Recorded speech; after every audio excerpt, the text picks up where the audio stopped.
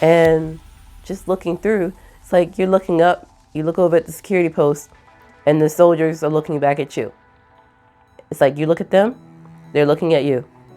But they're probably so used to this, it doesn't bother them. And it's just like, okay, that's creepy. Phoenix, you burst in a fire, burn a thirst and desire. You transform out of in a flash. You spread your wings to rise from the ashes. Phoenix, you burst in a fire, burn a thirst and Hey y'all, hey, good morning, good evening, good afternoon, whatever time it is where you are.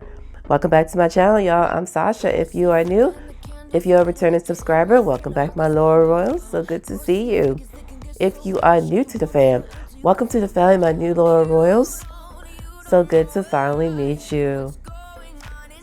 I do apologize if I sound a little bit stuffy, as I do have a minor cold, but nothing too bad. Just a little something, but I'm easily going to get rid of it. But without worrying about that, as you can see from the thumbnail and the title, I'm going to tell you all about my DMZ experience. For those that don't know, the DMZ is the demilitarized zone, which is located in between the border of North and South Korea. So the whole experience is actually only about half a day, and it did not include the JSA, which is the Joint Security Area. That was not included as part of my tour, as it was not available at the time that I went. The JSA was something that would need to have been booked way in advance. And from what I remember our tour guide telling me is it's been closed on and off since the pandemic and is extremely limited. But I think I was okay with being in just the DMZ. I don't think I want to go to the JSA, but that's just my opinion. Some others may have wanted to go, but I was fine with just the DMZ itself. So let's go ahead and break down this day and how it went. So as far as in the beginning, the tour itself, I booked through TripAdvisor, which I believe was booked under Viator in TripAdvisor. And when you book your tour, you have the opportunity to select 2 or 3, I believe it's 2 times. You can select an early morning tour or an afternoon time for your tour. Now, when I did my research on the DMZ, I was informed that the earlier you book, the better. Because as I mentioned in previous videos, the South Korean military only allows 30 buses in per day to the DMZ. Now, that sounds like a lot, but when you think about how many tours they allow, it's actually not a lot at all. So I actually ended up originally booking for a 10 a.m. tour, and a little birdie in my head just kind of said, go earlier. So I decided to change to a 7 a.m. I'm so glad I did, because my bus was one of the first 3 buses that made it into the DMZ. And I'm not sure if the other tour made it or not, but I'm very happy that I did make it in, as this will make for quite an interesting experience. Now, it does take a long while, well, not long, but a good couple of hours to actually reach the DMZ from Seoul. It's not that far away, but it's decent enough time that everyone was able to catch a quick nap along the way. Not to mention, there was about 5 or 6 different stops where people were picked up along the way. So that's why it's pretty much better to do an earlier tour. And of course, you know, they do stop places where you can go and grab food and kind of just hang out for a little bit before you head to the actual DMZ itself. That way it kind of sort of mentally prepares you for what to expect. There is an area that you do stop at along the tour, and well, before the tour itself really gets started, it's almost like a rest area eatery, but it's also sort of a museum at the same time. It's a huge area, and over here you're able to see the original train. Of course, it's decommissioned, but the original train and part of the original track that was used, I believe, not during the Korean War, but it was sort of like a transport train. I can't remember the exact detail, but it was interesting to see that. There were statues that were placed around this area of, they're like, sort of looking like golden bronze like statues of little girls sitting on chairs. And these statues have a very strong significance and meaning to South Korea, as they are meant to represent what's known as comfort women, the ones back during the Japanese occupation. If you don't know what a comfort woman is, I will put that on the screen right now.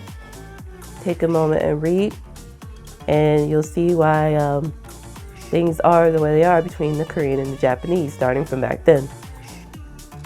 But moving on, you will stay at this area for quite a while, where you're walking around outside, looking at different things, and just kind of wandering on your own after a while. And I remember there was this little area where there was a fence, and there were a whole lot of ribbons tied to this fence.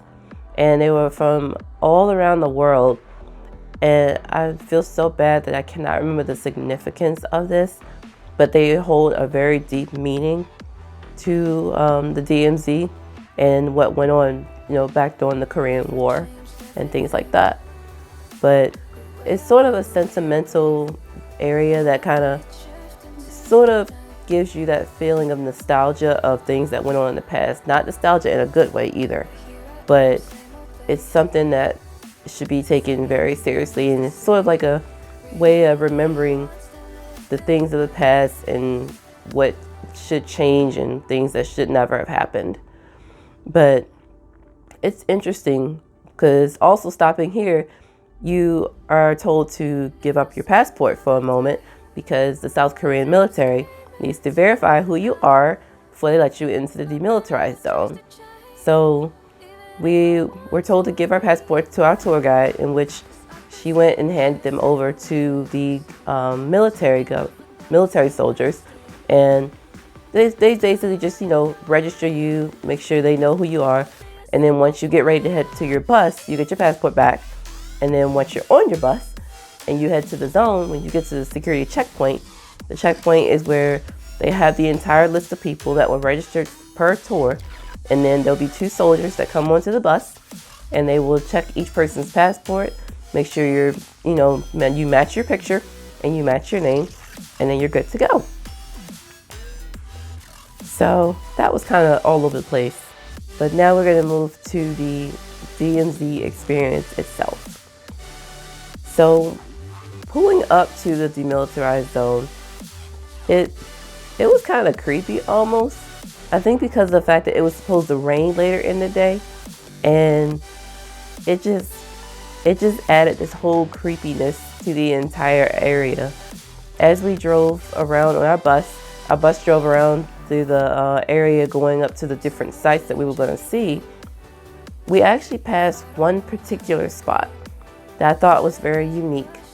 And this spot was the original and only entrance from North Korea into South Korea that the North Korean citizens were able to come through back when the Olympics were going on. I believe they were in Pyeongchang, and the only time that they were able to actually interact with each other.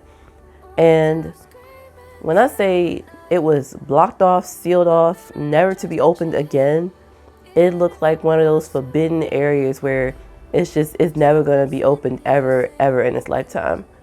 It was chained up completely. Signs everywhere: do not enter, do not exit, do not go near, that kind of thing. And it was so crazy to see that and know that that's where the people were able to come through when the Olympics were going on, and they were actually able to interact with their South Korean counterparts just for that one time and in a positive light. And of course, we all know that that may never happen again, but you never know. But it was just so, I don't know, it was just a feeling of it would give chills just looking at it. But as we continued up into the DMZ itself, we got to a certain point where we got to what was known as the lookout. And at the lookout is where you did exactly that. There was an observatory that you go up to the top and you look across, and you are staring straight across into North Korea. And staring across there, it was so crazy to know that you're so close but still so far away from the border without being in the joint security area. And as I mentioned earlier, the fact that it's supposed to rain, it just gave it that sort of creepy vibe while looking across the border. And here's a picture of what I took through the binoculars. And even though it's a little blurry, but still, it's the fact that I was actually able to physically see myself across to North Korea. And just looking through, it's like you're looking up, you look over at the security post, and the soldiers are looking back at you. It's like you look at them, they're looking at you. But they're probably so used to this, it doesn't bother them. And it's just like, okay, that's creepy. But it was definitely an interesting experience. And leaving, going down to the tunnels, speaking of the tunnels, come to find out, there are about, I think it's 4 or 5 tunnels that are underground that were dug out by the North Korean soldiers into South Korea. And they lead directly under Seoul. And that only seems to say if there was a sort of attack on Seoul, it would be a complete sneak attack. But the thing that worries me is that's only 5 tunnels that have been found. Goodness knows if there's any more. But we were able to go down into one of the tunnels, and oh my gosh, I would not recommend the tunnel if you have asthma or claustrophobia, or you just can't take a lot of walking up a huge steep hill or down one. But going into the tunnel, you're not allowed to take any cameras or bags or anything like that, and it gets very, very dank that you have to like kind of bend down as you're walking through tall. But there's a window at the very, very, very end of the tunnel, and in this window you can look across, and you're basically, I think you're 200 meters directly from the North Korean border, and that's actually pretty close. But like I said, honestly, the tunnel itself, if you're not one for extreme walking or you have claustrophobia or something, it's not worth it for you. It's not worth it. But overall, we had a phenomenal tour guide. She was absolutely knowledgeable in everything. She was very vigilant. If we had questions, she answered our questions. And if you are someone that really enjoys history, I recommend it. If you don't care for history at all, I wouldn't recommend it. I wouldn't recommend it. You definitely have to be into history in order to do something like this. And just go for the experience. It's definitely something that it's, I think, the #1 recommended thing to do for tourists when you're in Seoul. And it's a good lesson. It's a good lesson. There's a lot to it.